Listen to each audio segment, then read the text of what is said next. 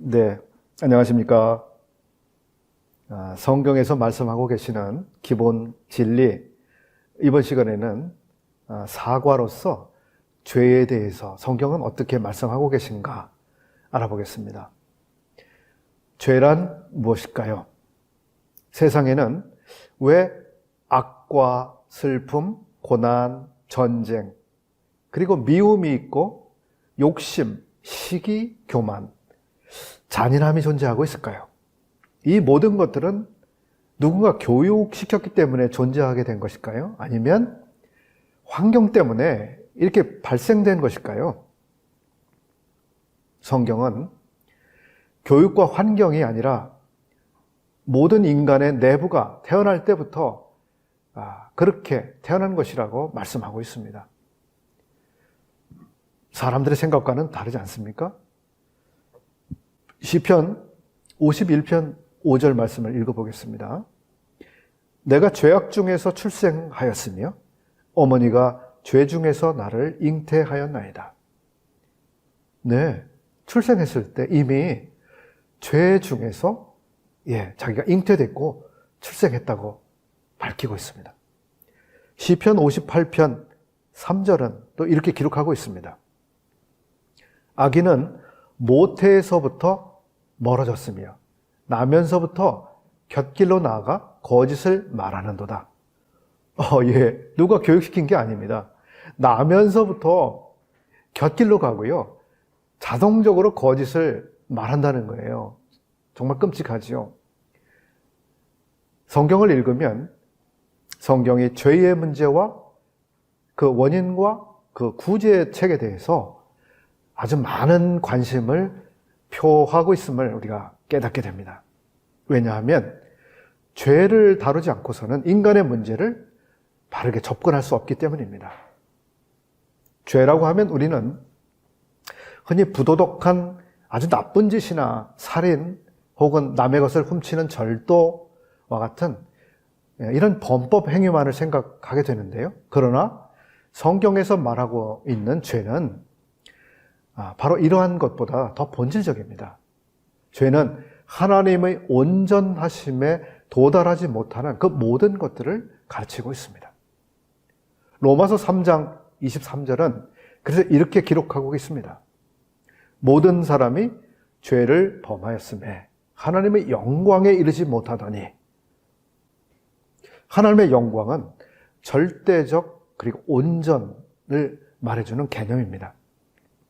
그리고 죄라고 하는 것은 그 수준에서 아주 조금이라도 모자란다면 바로 그것이 죄라고 하는 것입니다. 따라서 모든 사람은 하나님의 완벽한 수준이나 기준에 도달하지 못하는, 개인에 따라 차이는 있겠지만 그런 도달하지 못하는 상태에 있기 때문에 바로 죄가 있는 존재인 것입니다. 성경은 또한 다음과 같은 방법으로 죄를 설명하고 있는데요. 6가지를 제가 말씀드려 보겠습니다. 성경이 말씀하고 있는 죄는 하나님의 법을 어기는 겁니다. 두 번째로, 죄란 하나님에 대한 반역 그리고 불법입니다. 즉 모든 불의한 것들과 잘못된 행위들이 여기에 포함이 되는 것들입니다. 세 번째, 성경이 말씀하고 있는 죄는 부도덕한 그 모든 것들입니다. 네 번째, 우리가 선이 무엇인지를 알면서도 선하게 행하지 않은 그 모든 것들이 다 해당됩니다. 우리는 항상 선하게 하지 못하죠. 누군가를 향해서 항상 선하게 대하지 못하죠. 이것이 바로 죄입니다. 또 성경은 믿음에 따라서 행하지 않은 모든 것이 다 죄라고 말씀합니다. 여러분, 모든 것을 믿음에 따라서 하나요? 하나님께 대한 믿음을 가지고 행동하시나요? 그렇지 않은 건 다 죄라고 말씀하고 있습니다. 그러니까 우리가 얼마나 많은 죄 가운데 있는 것입니까? 마지막 6번째로, 예수 그리스도를 믿지 않은 것이 죄라고 말씀하고 있습니다. 악한 생각은 악한 행동과 다를 바가 없는 똑같은 죄라고 예수님은 말씀하고 계시는데요. 마태복음 5장 28절에는 예수님이 이렇게 말씀하셨습니다. 나는 너희에게 이르노니 음욕을 품고 여자를 보는 자마다 마음에 이미 간음하였느니라. 사람들은 뭔가 음탕한 행동 그리고 성적인 범죄를 저질러야만 그것이 죄라고 인식을 하는데요. 하나님의 기준에서는 그게 아니라는 겁니다. 이미 마음속에서 음욕만 품어도 이것은 하나님 앞에 죄라고 하는 겁니다. 사람의 기준과 완전히 다르죠. 근데 하나님의 기준에 우리가 도달하지 못하는 이 모든 것들은 죄입니다. 그럼 이 죄라고 하는 것은 언제 어떻게 시작이 됐을까요? 범죄는 맨 처음 하늘에서 일어났으며 이에 관해서는 앞으로 지난 시간에 살펴본 일이 있습니다. 지상에서 제일 처음 생긴 죄에 관해 창세기는 창세기 3장에 기록이 되어 있습니다. 이 죄는 에덴 동산에서 일어났습니다. 하나님께서는 아담과 하와에게 선악을 알게 하는 나무의 실과를 따먹지 말라고 말씀하셨습니다. 그러나 그들은 하나님을 거스려 그 금단의 열매를, 즉 금지된 열매를 따먹은 거죠. 하나님이 금하신 것을 사람이 어긴 것, 이것이 죄고 그 결과로 그들은 죄인이 됐습니다. 그러면 범죄한 이 사람들은 어떻게 된 것일까요? 죄의 결과를 말씀드려 보겠습니다. 인류의 첫 조상은 죄를 범하자마자 자신이 벌거벗은 것을 즉각 알았습니다. 그래서 어떻게 했나요? 하나님 앞에서 숨으려고 했습니다. 죄의 형벌은 무엇일까요? 죽음입니다. 아담은 죄를 범하는 순간 영적으로, 즉 하나님과의 관계를 맺고 또 교제하는 그 기능이 상실되고 말았어요. 이 말은 하나님으로부터 또 격리되어서 하나님 앞에서 쫓겨나게 됐다는 뜻입니다. 그뿐만 아닙니다.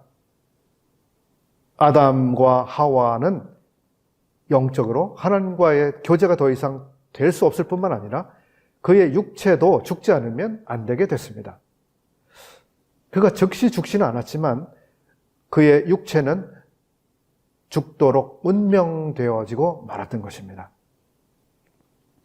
세 번째, 아담의 죄의 근성은 전체 인류에게 유전이 됐습니다. 죄인인 부모에게서 출생하는 자녀는 다 날 때부터 죄인이죠. 그러므로 아담의 첫 번째 아들 가인이라고 하는 사람은 살인이라고 하는 이 죄까지 저지르고 말았습니다. 모든 사람이 날 때부터 죄인인 까닭에 영적으로 다 죽어 있는 것입니다. 뿐만 아니라 언젠가는 육체적으로도 다 죽어야 할 운명에 처해 있는 것입니다. 시간이 되시면 로마서 5장 12절부터 18절까지를 한번 참고해 보시기 바랍니다. 사람이 이렇게 죄를 범하게 됐을 때 그 결과는 사람에게 미치는 것으로 끝나지 않았습니다. 모든 창조 세계 안에 그 엄청난 나쁜 결과가 들어오게 됐는데요. 바로 하나님의 저주가 임하게 된 것입니다. 땅은 좋은 곡식과 아름다운 열매를 내주는 대신에 가시와 엉겅퀴가 자라나게 됐습니다. 여러분, 이 세상에 형무소, 즉 교도소, 법원 이런 게 왜 존재할까요? 바로 범죄가 있다고 하는 것을 반증하는 거 아닙니까? 또 병원이 왜 존재하고 있을까요? 사람이 병들고 치료받지 않으면 안 되는 존재가 됐다고 하는 것을 말해주고 있는 것이죠. 여러분, 장례식장, 그리고 영부차 이런 게 왜 존재합니까? 사람들이 죽음을 피하지 못하고 죽음을 맞이하고 있다고 하는 것을 보여주고 있는 것입니다. 이 모든 사실은 인간에게 눈물과 질병과 슬픔과 고통, 죽음이 있다고 하는 바로 이 죄의 결과들이 우리 앞에 보여지고 있고 우리가 경험하고 있는 바입니다. 우리는 하나님께서 온전하게 거룩하신 분이기 때문에 우리의 죄가 하나님을 대적하고 있다고 하는 사실을 알아야 합니다. 여러분들, 여러분들께서 죄를 범하시게 되면 그것은 나쁜 결과를 가지고 올 뿐만 아니라 바로 하나님에 대한 대적이 된다고 하는 사실을 아실 필요가 있습니다. 네 번째, 죄의 형벌에 대해서 말씀드려보겠습니다. 성경은 죄의 삭은 사망이다 이렇게 말씀하고 있습니다. 로마서 6장 23절 한번 나중에 확인해 보시기 바랍니다. 하나님은 죄에 대한 형벌은 사망이다 이렇게 선고하셨습니다. 우리는 이미 이것이 영과 몸의 죽음을 의미한다는 것을 알았습니다. 이 형벌은 반드시 받게 되어 있습니다. 하나님께서는 죄에 대해서 반드시 벌을 내리는 분이기 때문이죠. 사람이 죄 가운데 생활하고 있는 한 그는 영적으로 죽어 있는 것이며 또한 지금 육체적인 죽음을 향해서 가고 있는 것입니다. 만약 그가 죄를 지은 채 그대로 죽게 된다면 어떻게 될까요? 그는 바로 영원한 죽음 안으로 들어가게 되는 겁니다. 이 말은 우리가 하나님께로부터 추방된 상태로 불못 속으로 들어가서 그의 죄에 대한 벌로 영원히 고통을 받게 된다고 하는 뜻입니다. 이것이 바로 계시록 20장 14절에 말씀하고 있는 둘째 사망입니다. 즉 영원한 사망을 말씀하고 있는 겁니다. 성경은 여기서 끝나고 있지 않습니다. 바로 죄를 용서받고 또 하나님과의 관계가 회복될 수 있는 길에 대해서 말씀해주고 있습니다. 하나님께서는 사람들이 자신들의 죄로 인해서 영원한 형벌을 받지 않도록 하시기 위해 사죄받을 수 있는 길을 열어주셨습니다. 하나님께서 그분의 아들을 세상에 보내신 것이 바로 사람에게 열어주신 구원의 길입니다. 예수 그리스도께서는 동정녀 마리아에게서 태어나셨습니다. 그러나 그분은 아담의 죄의 근성을 유전받지 않으셨습니다. 이 세상에 존재한 인간 중에 유일하게 그분만이 바로 그러했죠. 그는 갈보리 십자가 위에서 죄의 형벌을 기꺼이 다 받으심으로 하나님의 모든 거룩한 요구를 다 이루셨습니다. 죄의 값이 이제 다 지불됐습니다. 그러므로 이제는 누구든지 자기가 죄인인 것을 자백하고 주 예수 그리스도를 마음에 영접하시게 된다면 하나님께서는 그에게 영생을 주실 수가 있습니다. 이 내용에 대해서는 앞으로 우리가 중생이라고 하는 내용과 구원이라고 하는 주제 안에서 다시 한번 살펴보겠습니다. 어떤 사람이 예수 그리스도를 믿게 될 때 그는 죄의 형벌과 그리고 죄의 권능, 즉 죄가 가지고 있는 힘으로부터 구원을 받습니다. 이 말은 그가 다시는 죄를 범하지 않게 된다는 뜻이 아닙니다. 그 말은 그가 그의 과거, 현재, 그리고 미래의 모든 죄에 대해 용서를 받았다는 것을 말하는 것이며 그가 다시는 죄에 대한 심판을 받지 않게 될 것이라고 하는 것을 말하고 있는 것입니다. 그리고 그가 죄를 즐기는 이 삶을 그리고 그 경향을 더 이상 띄지 않고 하나님을 위해서 살아갈 힘을 얻었다는 것을 의미하는 것입니다.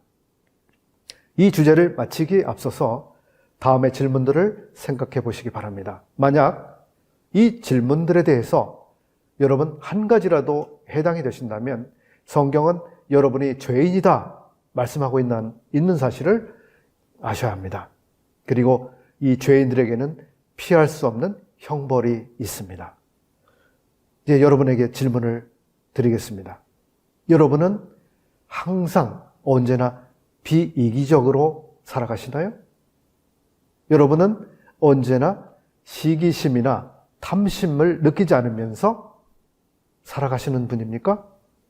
세 번째, 여러분은 할 수 있다면 모든 선을 행하고 계신가요?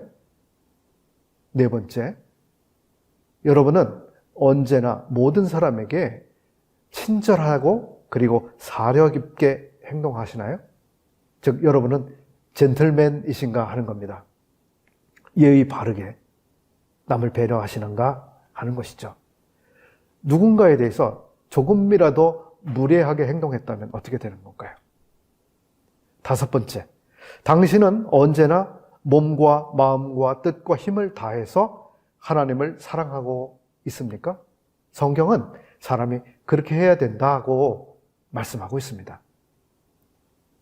여섯 번째, 여러분은 언제나 이웃을 당신 자신처럼 사랑하고 있습니까? 일곱 번째, 당신은 언제나 예수 그리스도처럼 온전하신 분인가요? 여러분, 이 질문들에 대해서 한 가지라도 해당이 된다고 하면 여러분은 심각한 죄인이라고 하는 사실을 마음에 인정하시면서 하나님의 은혜와 자비를 구하시는 기도하는 마음으로 다음 시간에 드릴 말씀을 계속 청취해 주시기 바라겠습니다. 감사합니다.